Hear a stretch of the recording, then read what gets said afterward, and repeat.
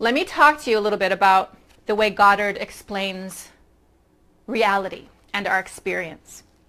And I bet when we get to the readings portion of this, we're going to have a lot of questions around things that you want to change in your life or things that you want some clarity around in your life. Some of you have financial issues, some of you have health issues. And so there are things that we could actually begin to truly work with this power of our mind if we understood again how the process was. But in order to understand the process, we need to understand the moving parts. When we are manifesting something, there are three things at play. Again, it's the conscious, and it's the subconscious, and then it's the mover of between the two. It's that which impresses upon the subconscious from the conscious, and that would be the emotion. Consciousness is where our ideas come from. Consciousness is where we spend our time thinking. And if we have patterns of thought, monkey mind patterns, and we allow them to just go on and on and on, that's happening within the conscious playing field.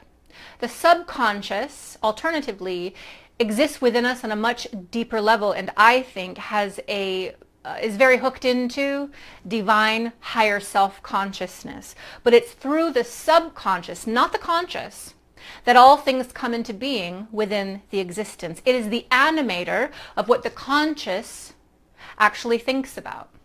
And so if you spend your time in your thoughts, in your consciousness, thinking positively, or being a hopeful kind of person, or somebody who just walks around the planet just knowing things are going to go their way, if that's how you're spending your time in your consciousness, that is impressed upon, almost stamped into the stuff or into the womb of the subconscious, and it's through the energy of the subconscious, which is so powerful, that things begin to take shape in the physical reality. So if you want to change the physical reality, you have to understand that the subconscious will do this for you, but based on what it is you're thinking about, and more importantly, what it is you're feeling about.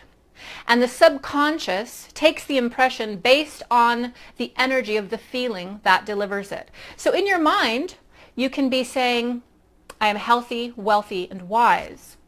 But if your feeling is depression, if your feeling is anxiety, if your feeling is lack or scarcity, that's the vehicle into which that idea gets into and then goes to the subconscious. And by the time it hits the subconscious, what the subconscious receives as the impression is not so much the conscious thought, but the feeling of it, because the feeling has more energy.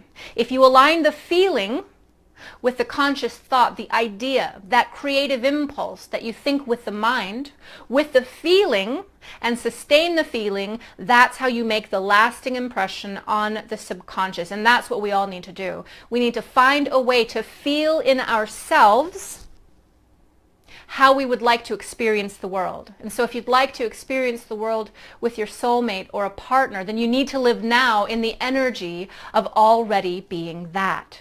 And you need to have the conscious thought. And affirmations are fantastic, but only if they are married with the feeling of already being or having that. That good feeling is what impresses upon the subconscious, which then animates and expresses out into the reality. And Goddard understood this.